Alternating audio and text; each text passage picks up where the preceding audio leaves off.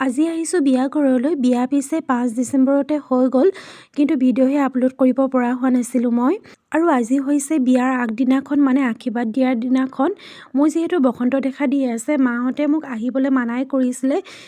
মই কথা নুশুনিলোঁ আৰু বিয়াৰ খাবলৈ বুলি আহিলোঁ। আমাৰ এইফালে নিয়মখিনি এনেকেই কৰা হয় বিয়া আগদিনাখন।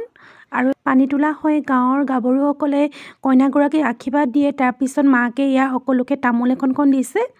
তাৰপিছতে আপোনালোকে নাচ উপভোগ কৰক দেই।